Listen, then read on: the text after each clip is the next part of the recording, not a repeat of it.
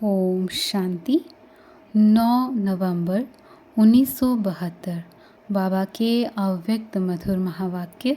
मुरली का टाइटल है ज्ञान सितारों का संबंध ज्ञान सूर्य और ज्ञान चंद्रमा के साथ। बाबा कहे, स्मृति स्वरूप स्पष्ट सितारे सदैव अपने को दिव्य सितारा समझते हो।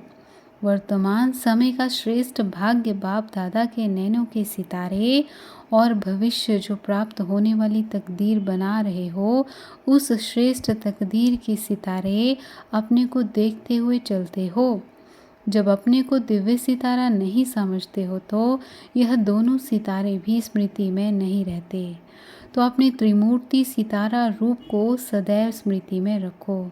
जैसे सितारों का संबंध चंद्रमा और सूर्य के साथ है, गुप्त रूप में सूर्य के साथ रहते हैं और प्रत्यक्ष रूप में चंद्रमा के साथ रहते हैं, ऐसे आप चैतन्य सितारों का संबंध भी प्रैक्टिकल रूप में किसके साथ रहा?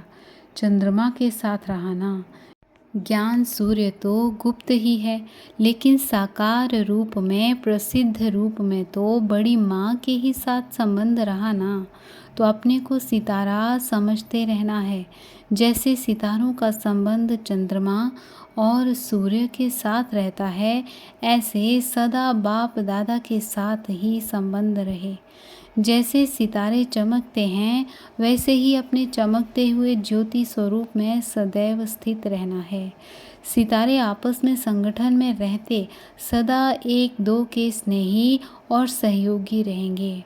आप चैतन्य सितारों की यादगार यह सितारे हैं। बाबा कहे, तो ऐसे श्रेष्ठ सितारे बने हो। चैतन्य और चित्र समान हुए हैं। अपने भिन्न भिन्न रूप के भिन्न भिन्न कर्तव्य के यादगार चित्र देखते समझते हो कि यह मुझ चैतन्य का ही चित्र है। चैतन्य और चित्र में अंतर समाप्त हो गया, वह अर्जुन समीप आ रहे हो। सितारे कब आपस में संगठन में रहते एक दो से स्नेह और सहयोग से दूर रहते हैं क्या? आप लोगों ने कब सम्मेलन नहीं किया है?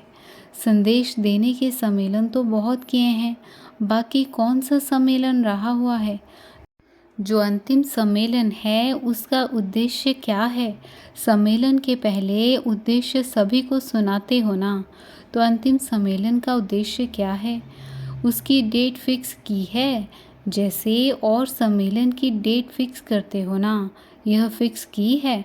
वह सम्मेलन तो सभी को मिलकर करना है। आपके उस अंतिम सम्मेलन का चित्र है, जो चित्र हैं उसको ही प्रैक्टिकल में लाना है। सभी का सहयोग, सभी का स्नेह और सभी का एक रस स्थिति में स्थित रहने का चित्र भी है ना। जैसे गोवर्धन पर्वत पर अंगुली दिखाते हैं तो अंगुली को बिल्कुल सीधा दिखाएंगे, अगर टेढ़ी बांकी होगी तो हिलती रहेगी। सीधा और स्थित उसकी निशानी इस रूप में दिखाई है। ऐसे ही अपने पुरुषार्थ को भी बिल्कुल ही सीधा रखना है। बीच बीच में जो टेढ़ा बांका रास्ता हो जाता है, अर्थात बुद्धि यहाँ वहाँ भटक जाती है, वह समाप्त हो एक रस स्थिति में स्थित हो जाना है। ऐसा पुरुषार्थ कर रहे हो, लेकिन अपने पुरुषार्थ से स्वयं संतुष्ट हो। और जैसे भक्तों को कहते हो कि चाहना श्रेष्ठ है, लेकिन शक्तिहीन होने कारण जो चाहते हैं वह कर नहीं पाते हैं, ऐसे ही आप भी जो चाहते हो कि ऐसे श्रेष्ठ बने, चाहना श्रेष्ठ और पुरुषार्थ कम, लक्ष्य अपने संतुष्टता के आधार से दूर दिखाई दे तो उसको क्या कहा जाएगा? महान ज्ञानी। अपने को सर्वशक्तिवान की संतान कहते हो, लेकिन संतान होने के बाद भी अपने में शक्ति नहीं है। मनुष्य जो चाहे सो कर सकता है, ऐसे समझते हो ना। तो आप भी मास्टर सर्वशक्तिवान के नाते जो सोचते हो वह अभी नहीं कर सकते हो। अपनी वह अंतिम स्टेज अभी प्रैक्टिकल में नहीं ला सकते हो, क्योंकि अंतिम है इसलिए अंत में हो जाएगी। यह कभी भी नहीं समझना कि अंतिम स्टेज का अर्थ यह है कि वह स्टेज अंत में हो ही जाएगी, लेकिन अभी से उस संपूर्ण स्टेज को जब प्रैक्टिकल में लाते जाएंगे तब अंतिम स्टेज को अंत में पा सकेंगे। अगर अभी से उस स्टेज को समीप नहीं लाते रहेंगे तो वह दूर ही रह जाएगी, पा नहीं सकेंगे। इसलिए अब पुरुषार्थ में जंप लगाओ। चलते चलते पुरुषार्थ की परसेंटेज में कमी पड़ जाती है, इसलिए आप पुरुषार्थ की स्टेज पर हो, लेकिन स्टेज पर होते भी परसेंटेज को भरो। परसेंटेज में बहुत कमी है। जैसे मुख्य सब्जेक्ट याद की यात्रा जो है वह नंबरवार बना भी चुके हो, लेकिन स्टेज के साथ जो परसेंटेज होनी चाहिए वह अभी कम है। इसलिए जो प्रभाव दिखाई देना चाहिए वह कम दिखता है। जब तक परसेंटेज नहीं बढ़ाई है तब तक प्रभाव फैल नहीं सकता है। फैलाव के लिए परसेंटेज चाहिए। जैसे बल्ब होते हैं, लाइट तो सभी में होती है, लेकिन जितनी लाइट की परसेंटेज होगी इतनी जास्ती फैलेगी। तो बल्ब बने हो, लेकिन लाइट की जो परसेंटेज होनी चाहिए वह अभी नहीं है, उसको बढ़ाओ। सुना था ना, एक है लाइट, दूसरी है सर्च लाइट, तीसरा है लाइट हाउस। भिन्न भिन्न स्टेजेस है ना। लाइट तो बने हो, लेकिन लाइट हाउस हो, चारों ओर अंधकार को दूर कर लाइट फैलाओ। सभी को इतनी रोशनी प्राप्त कराओ जो वह अपने आप को देख सकें। अभी तो अपने आप को भी देख नहीं सकते। जैसे बहुत अंधकार होता है तो ना अपने को ना दूसरे को देख सकते हैं। तो ऐसे लाइट हाउस बनो जो सभी अपने आप को तो देख सकें।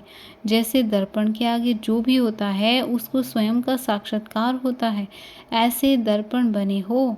अगर इतने सभी दर्पण बन अपना कर्तव्य करना शुरू कर दें तो क्या चारों ओर सर्व आत्माओं को स्वयं का साक्षात्कार नहीं हो जाएगा? जब किसको साक्षात्कार हो जाता है तो उनके मुख से जय जय का नारा जरूर निकलता है। ऐसे दर्पण तो बने हो ना। सारे दिन में कितनों को स्वयं का साक्षात्कार कराते हो? जो सामने आता है वह साक्षात्कार करता है। अगर दर्पण पावरफुल ना हो तो रियल रूप के बजाय और रूप दिखाई देता है। होगा पतला, दिखाई पड़ेगा मोटा। तो ऐसे पावरफुल दर्पण बनो जो सभी को स्वयं का साक्षात्कार करा सको। अर्थात आप लोगों के सामने आते ही देह को भूल अपने देही रूप में स्थित हो जाएं। वास्तविक सर्विस अथवा सर्विस की सफलता का रूप यह है।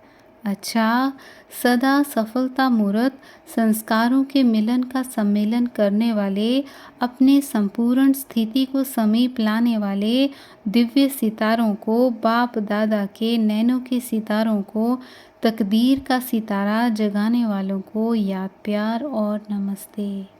अच्छा, ओम शांति।